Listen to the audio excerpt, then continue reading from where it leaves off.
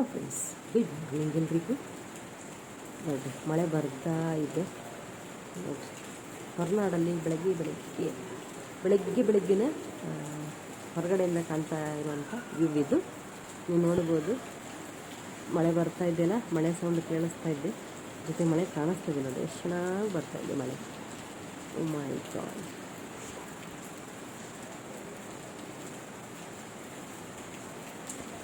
ನೋಡ್ರಿ, ಅಲ್ಲಿ ಸಹ್ಯಾದ್ರಿ ಬೆಟ್ಟಗಳನ್ನು ನೀವು ನೋಡ್ಬೋದು. ನೋಡ್ರಿ ಎಷ್ಟು ಚೆನ್ನಾಗಿ ಕಾಣಿಸ್ತದೆ ಅಂತ, ಎಷ್ಟು ನೋಡಿದ್ರೆ ಸಾಲು.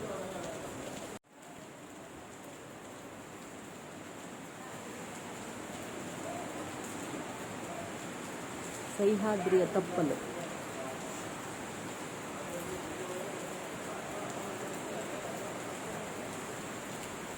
ಹೊರನಾಡು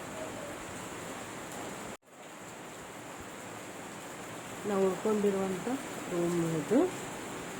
ಹೊರಗಡೆ ಅಂತ ತೋರಿಸ್ತಾ ಇದ್ದೀನಿ. ಬಾಲ್ಕನಿ ಇದೆ, ಬಾಲ್ಕನಿಯಿಂದ ನಾನು ನಿಮಗೆ ತೋರಿಸ್ತಾ ಇದ್ದೀನಿ. ಕಾಣಿಸ್ತಾ ಈ ಥರ ಬಾಲ್ಕನಿ. ಮತ್ತು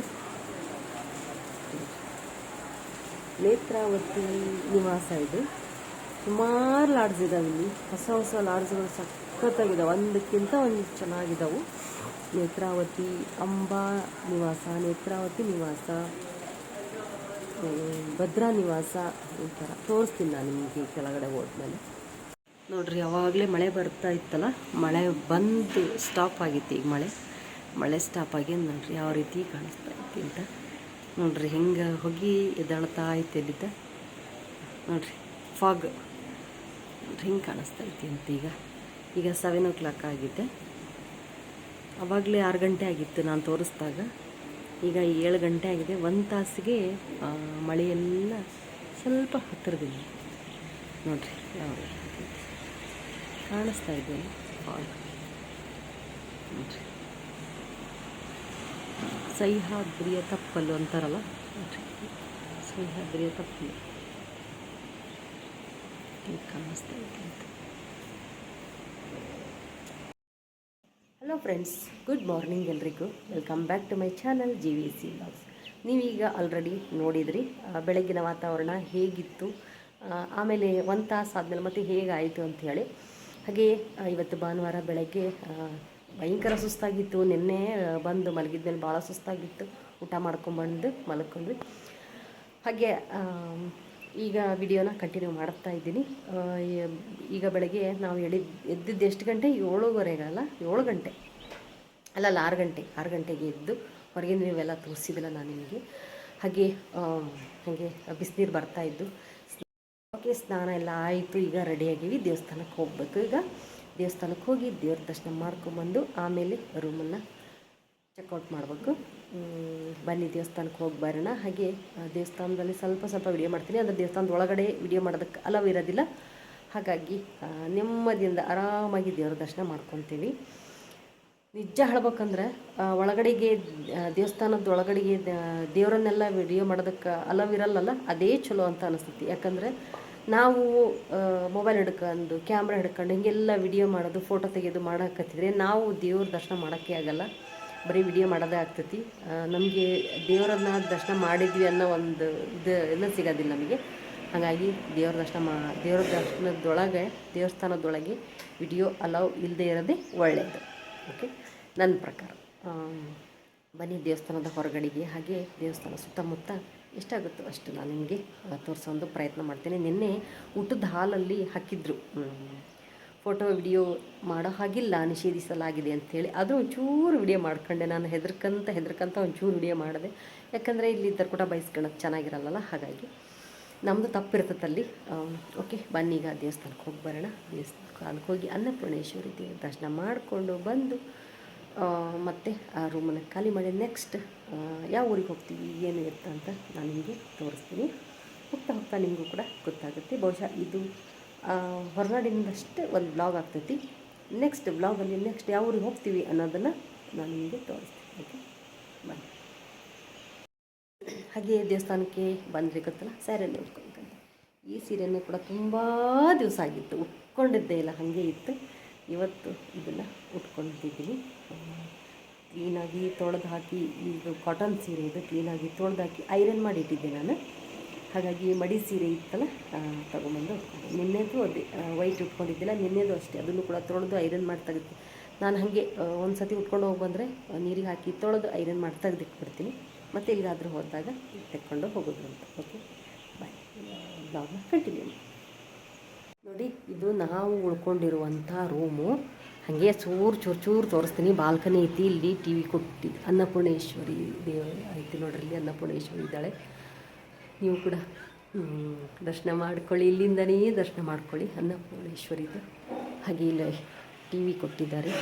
ಇದು ಆ ಕಡೆ ಬಾತ್ರೂಮು, ಟಾಯ್ಲೆಟ್, ಇಲ್ಲೊಂದು ಚೇರ್ ಇಟ್ಟಿದ್ದಾರೆ. ನಾವು ಬೆಡ್ಡೆಲ್ಲ ಅಲ್ಲೋಲ ಕಲ್ಲೋಲಾಗೈತಿ, ತೋರಿಸೋದಿಲ್ಲ ನಾನು. ಇದು ಬಾಲ್ಕನಿಯಿಂದ ವ್ಯೂ ಈ ರೀತಿ ಕಾಣಿಸುತ್ತೆ ನೋಡ್ರಿ ಅಲ್ಲಿ ಆಕಳ ಇದಾವೆ ನೋಡ್ರಿ. ನಾವಿಲ್ಲಿ ಕೂಗೋದು ಕೇಳಿಸ್ತಾ ಇತ್ತಲ್ಲ ನಿಮಗೆ, ಬೆಳಗ್ಗೆ ಎದ್ದ ತಕ್ಷಣ ಅದೇ ಕೇಳಿಸ್ತೈತಿ, ನಾವಿಲ್ಲಿ ಕೂಗೋದು ಕೇಳಿಸ್ತೈತಿ. ಸಹ್ಯಾದ್ರಿಯ ಪರ್ವತ. ಎಲ್ಲರೂ ದೇವಸ್ಥಾನ ಕಡೆಗೆ ಹೊರಡ್ತಾ ಇದ್ದಾರೆ. ಬರೀ ನಾವು ಕೂಡ ದೇವಸ್ಥಾನಕ್ಕೆ ಹೋಗಿ ಬರೋಣ ಫಸ್ಟು, ಆಮೇಲೆ ಈ ಬಿಲ್ಡಿಂಗಿಂದ ಒಂದು ಪೂರ್ತಿ ನಾನು ಮುಂದುಗಡೆಯಿಂದ ವಿಡಿಯೋ ಮಾಡಿ ತೋರಿಸ್ತೀನಿ ನಿಮಗೆ. ಹೇಗಿದೆ ಇದು ನೇತ್ರಾವತಿ ನಿವಾಸ. ಇದು ನಾವಿರೋದು ನೇತ್ರಾವತಿ ನಿವಾಸ. ಇದನ್ನು ತೋರಿಸ್ತೀನಿ ಆಮೇಲೆ ನಾನು. ಓಕೆ ನೋಡ್ರಿ, ನಾವು ಕೂಡ ದೇವಸ್ಥಾನದ ಕಡೆ ಹೊರಟ್ವಿ. ನಾವು ಹೊರಟಾಗ ಕರೆಕ್ಟು 9 ಗಂಟೆ ಆಗಿತ್ತು ನೋಡಿರಿ. ನನ್ನ ಮಗ ಮೊಬೈಲ್ ಹಿಡ್ಕೊಂಡು ಸಾಂಗ್ ಹಾಕ್ಬಿಟ್ಟ. ನನಗೆ ಕಾಪಿರೈಟ್ ಬರ್ತೈತಿ ಅಂತ ಹೇಳಿ ನಾನಿಲ್ಲಿ ಮ್ಯೂಟ್ ಮಾಡಿ ವಾಯ್ಸ್ ಕೊಡ್ತಾ ಇದ್ದೀನಿ. ಏರ್ಬೇಕಲ್ಲ, ಹಾಗಾಗಿ ನನಗೆ ನಡ್ಕೊಂಡು ಹೋಗೋವಾಗ ಸ್ವಲ್ಪ ಹತ್ತಿದ್ರೆ ಸಾಕು, ದಮ್ ಹತ್ತಂಗೆ ಆಕತಿ. ಹಾಗಾಗಿ ನಾನು ಕೆಲವೊಂದು ಕಡೆ ವಾಯ್ಸ್ ಕೊಟ್ಟೀನಿ, ಕೆಲವೊಂದು ಕಡೆ ನ್ಯಾಚುರಲ್ ಆಗಿ ಹೆಂಗೈತಿ ಹಾಗೆ ಬಿಟ್ಟೀನಿ. ನೀವು ಕೂಡ ನೋಡಿ.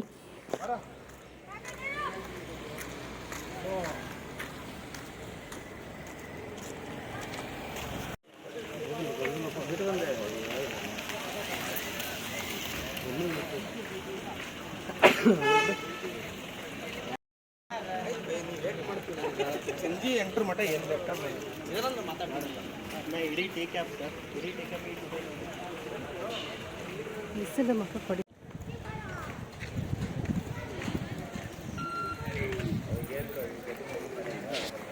ದೇವಸ್ಥಾನ ಒಳಗಡೆ ಅಲಾವಿಲ್ಲ. ದೇವಸ್ಥಾನದ ಬಿಟ್ಟರೆ ಹಾಂ ಇದಿಷ್ಟ ಇಲ್ಲಿ ಹೋಗೋಣ. ಹಾಂ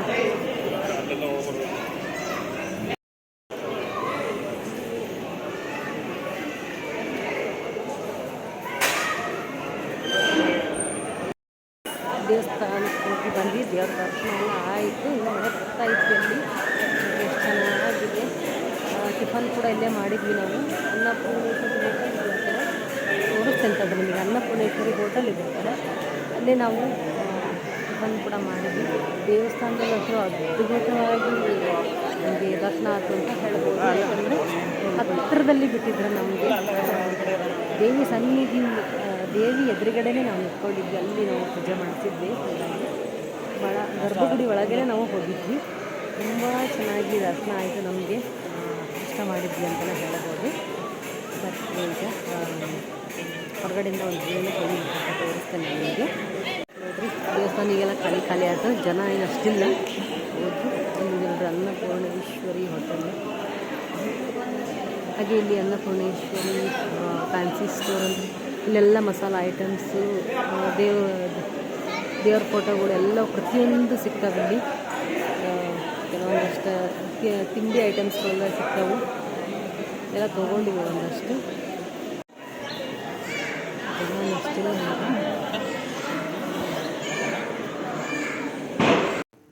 ಓಕೆ ನೋಡ್ರಿ, ನಾವು ದೇವ್ರ ದರ್ಶನ ಮುಗಿಸ್ಕೊಂಡು ಬಂದ್ವಿ. ಇದು ನಾವು ಉಳ್ಕೊಂಡಿರುವಂಥ ನೇತ್ರಾವತಿ ನಿವಾಸ.